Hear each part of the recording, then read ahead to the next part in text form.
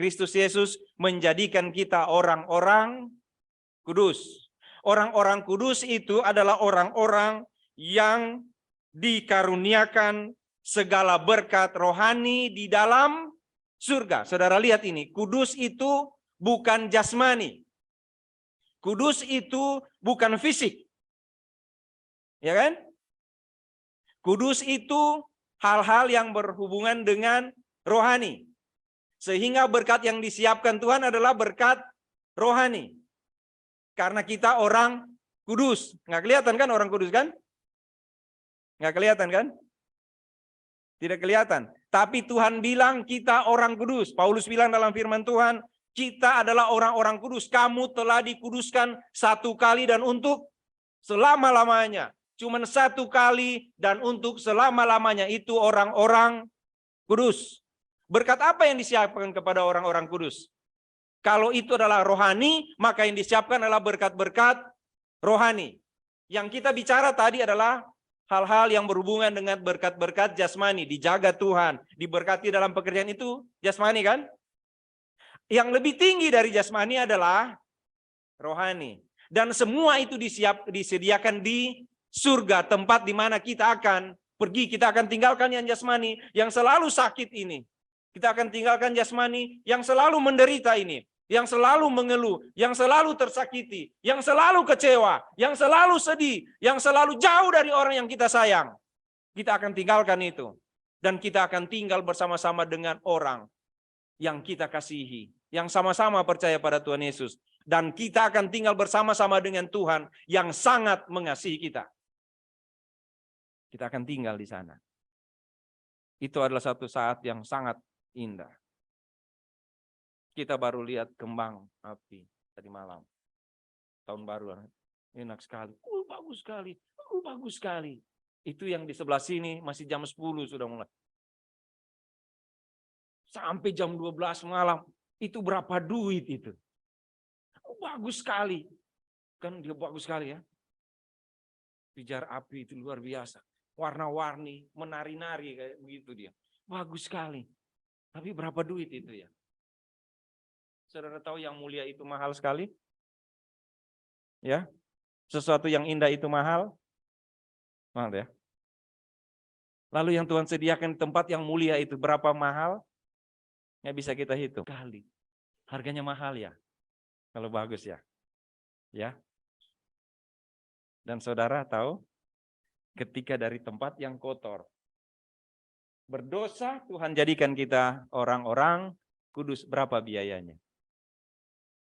Kalau saudara cuci tangan aja kan, ya kan, cuma kotor ini kan lama ya, ya kan? Ada ongkosnya ya, ya. Kalau Tuhan jadikan kita orang kudus, ongkosnya berapa? Kita bilang apa kepada Tuhan? Terima kasih Tuhan, gitu kan? Kita bilang terima kasih kan? Terima kasih Tuhan, saya dari orang berdosa menjadi milikmu. Itu yang dimaksud dengan terpujilah engkau. Saya tidak bisa balas terima kasih. Nggak bisa. Saya cuma mau bilang terpujilah engkau. Dalam keadaan sadar bahwa kita adalah orang-orang kudus. Kita adalah orang-orang yang dikaruniakan berkat rohani di dalam surga. Hal-hal yang receh saya bilang tadi. Walaupun tidak ada yang kecil dari Tuhan kan. Tetapi yang sangat besar dan tidak terhingga adalah kehidupan kekal di surga. Nggak bisa dihitung. Dan apakah kita pernah bangga karena kita adalah orang yang akan masuk surga? Pernahkah kita dalam satu saat kita bilang di dalam doa, Tuhan terima kasih, saya ternyata akan ke surga ya. Terima kasih Tuhan karena ternyata saya diselamatkan ya Tuhan.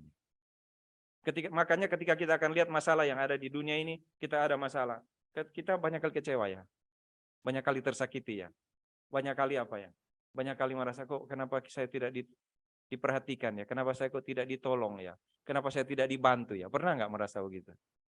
Pernah merasa kok saya berjuang sendiri? Ibu-ibu lagi nyapu kan, di rumah kan, pernah nggak merasa saya terus nih yang nyapu, kenapa tetangga nggak pernah bantu saya gitu, pernah nggak? Sudah capek nyapu, cuci piring juga gitu kan. Saya cuci piring, sudah capek cuci piring. Kok RT nggak pernah bantu? Nggak pernah ya? Tapi pernah mengeluh orang di samping saudara nggak bantu saudara, pernah kan? Pernah kan? Banyak kali ya. Kalau sudah selesai ngepel, Ibu Yosi bilang, jangan lewat sini, jangan lewat, berhenti situ dulu. Jadi semua kita berhenti bertiga. Tunggu sampai kepala lalu lintas itu bilang masuk. Kalau dia bilang belum bilang masuk, kita masih berdiri di situ. Ya kan? Setelah masuk, lalu kita bilang, mungkin, kok ini belum bersih Ibu Yosi, yang sudut sana kayaknya kotor. Dia bilang, ya udah nanti saya bersihin lagi. Itu saya sayang sekali kalau Ibu Yosi bilang begitu. Kalau saya bilang, Ibu Yosi kok ini masih kotor? Terus dia bilang begini, ya Pak, nggak apa-apa, nanti ntar saya bersihin. Saya bilang, nggak salah pilih istri. Bagus banget ini. Maka begitu ya Ibu, Bapak di rumah ya. Kalau kita bilang, ini kok belum kotor? Kamu kira enteng. Tadi saya baru cuci baju, baru ini, belum. Panjang, kata-kata. Panjang. Itu kalau mau WA, saudara susah ngetiknya. Panjang. Ya kan? Tuhan bersihkan hidup kita bilang apa kepada Tuhan? Kok kenapa cuma masuk surga Tuhan? Kenapa ini masih ada masalah Tuhan? Kenapa? Kenapa cuma masuk? Aduh, kenapa cuma masuk surga? Kenapa ini masih ada masalah? Kenapa saya cuma pasti ke surga? Kenapa saya dikuduskan? Kenapa cuma itu? Kenapa kok ini masih ada ini? Masih kurang ini, kurang itu. Masih banyak yang kurang. Kenapa Tuhan kok cuma ini ya? Tapi kalau yang kita, saudara minta apa pada Tuhan? Saudara minta apa pada Tuhan? Saudara minta apa pada Tuhan? Tiap hari. Tuhan, supaya saya sehat. Itu doa? Ya? Tuhan, supaya hari ini kami ada berkat jasmani, ada makanan? Enggak. Doa yang paling cepat dijawab, kata Pak Temi, adalah doa makan. Pas amin, sudah ada makanan di depan. Ya kan? Apa yang saudara minta apa? Kepada Tuhan. Pernah nggak komplain ketika Tuhan tidak jawab? Banyak. Ya. Tuhan kenapa kok belum dijawab? Berapa tahun ini Tuhan? Bisnis saya susah ini. 2 tahun Tuhan. Bisnis saya susah Tuhan. Hidup saya susah ini. Kenapa lama sekali Tuhan tolong saya? Ya kan suka begitu kita. Dan itu wajar. Kita mau tanya ke siapa? Masa kita mau tanya ke Pak Jokowi? Pak, kok susah sekali ini 2 tahun ini? Pak Jokowi bilang, memang saya yang bikin COVID. Bukan saya, Pak. Ya kan? Bukan saya. Tapi susah sekali Tuhan ini. Saudara tahu nggak di hadapan Tuhan 1 hari itu berapa tahun? 1 hari di hadapan Tuhan berapa? 1000 tahun di hadapan saudara. Jadi gini, kalau saudara minta 1 rupiah, Tuhan kasih 1000 kan?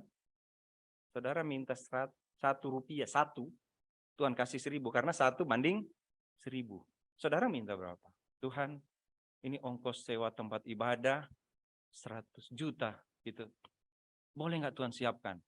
Kalau Tuhan jawab, enteng sekali. Tuhan cuma bilang, besok saya kirim. Kan saudara tinggal terima kan? Kan karena 1 hari sama dengan 1000 tahun. Waktu saudara minta Tuhan, saya minta ini. Tuhan bilang, tenang Son, besok saya kirim. Saya mesti tunggu berapa lama di dunia? Cuma 1000 tahun. Langsung bilang gini, Tuhan kalau begitu nggak usah siapkan apa-apa. Tuhan bilang, enggak, saya siapkan lebih dari 1000, saya siapkan kekekalan bagimu kan? Ya? Saya siapkan kekekalan kan? Jadi kita mesti bilang apa pada Tuhan? Terpujilah Engkau. Sederhana, tiap hari, tiap saat saudara. Apapun, kalau kaget, terpujilah Tuhan. Karena masih bisa kaget. Sebab kalau sudah nggak kaget berarti budak. Iya kan?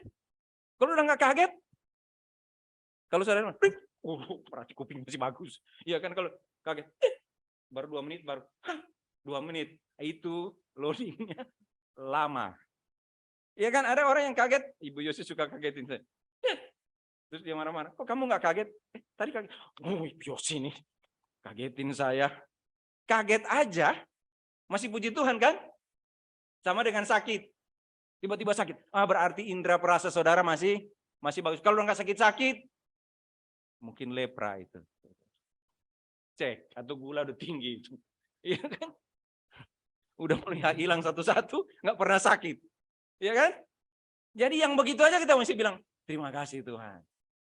Kalau ngantuk, saya Pak, kenapa sekarang susah tidur? Puji Tuhan, ada yang orang, ya kan? Ada yang orang nggak mau tidur-tidur. Saudara nggak bisa tidur, puji Tuhan. Saya nggak bisa tidur. Kenapa? Sebab saya kalau sudah tidur nggak bisa bangun gitu kan, celaka itu. Ada banyak hal kan yang kita buat dan Tuhan ada di sini. Cuma ini sudah terlalu panjang. Ya kan? Saudara tahu nggak latar belakang dari kenapa dia bilang terpujilah Allah? Di Kisah Rasul pasal 18 dan 19, di situ mulai berdirinya Jemaat Efesus. Di situ itu, nanti saudara baca. Di situ itu ada ajaran yang datang. Mereka bangga sekali sudah dibaptis. Tetapi Paulus bilang, kamu dibaptis dengan apa? Oh, kami dibaptis dengan baptisan Yohanes. Paulus bilang, salah. Satu. Ajaran salah. Selain itu, di situ ada apa? Ada penolakan terhadap pemberitaan Injil. Ada penolakan terhadap pemberitaan Injil, ada mujizat yang dia buat. Sudah pernah lihat nggak pendeta pegang sapu tangan lalu begini? Karena baca di Yohanes di Kisah Rasul 18 dan 19 itu. Ya, yang ada sapu tangan lalu ditaruh di orang sakit sembuh. Ya kan? Nanti kita doakan kalau saudara punya sapu tangan taruh di situ. Kita doakan supaya saudara boleh pakai sembuhkan orang. Kalau nggak sembuh itu karena saudara kurang iman. Kan banyak kali begitu kan, enteng sekali ngomongnya. Yang berikut itu ada roh-roh jahat dan ada huru-hara. Dan semua itu beres oleh Paulus. Dan jemaat itu bertumbuh terus. Itu latar belakangnya. Tapi semua itu dia bilang begini, karena masalah-masalah dunia sudah dibereskan, ada satu yang harus kamu ingat. Terpujilah Tuhan, Bapa Tuhan kita Yesus Kristus, yang dalam Kristus telah mengaruniakan kepada kita segala berkat rohani. Yang paling tinggi apa? Rohani. Iya.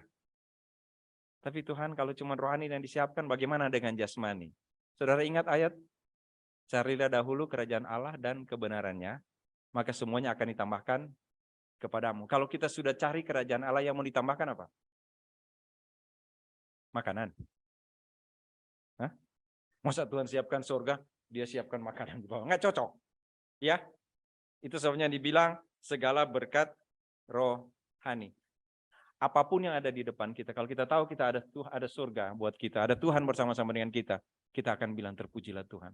Saya di sini sekarang dalam keadaan apapun, tapi saya bersama-sama dengan Tuhan. Dan di ujung sana, saya akan ke surga.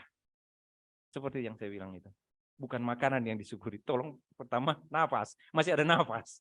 Masih mata masih melihat, iya kan? Masih bisa mendengar, masih bisa mencium. Iya? Kenapa kita kurang bersyukur untuk itu? Malah kita bersyukur untuk apa yang kita lihat. Oh, terima kasih untuk barang ini. Terima kasih. Terima kasih karena saya bisa lihat dong. Terima kasih karena saya bisa menyampaikan kepada orang lain. Dan bilanglah kepada Tuhan, terpujilah Tuhan. Boleh kita belajar itu sepanjang tahun ini? Dalam hal apapun, terpujilah Tuhan. Kalaupun saya menghadapi masalah, ada Tuhan bersama-sama dengan saya. Lama Tuhan menunggu jalan keluar dari masalah ini, tapi Engkau ada di sini bersama dengan saya. Karena pengalaman hidup kita sudah menunjukkan itu. Firman Tuhan selalu benar. Terpujilah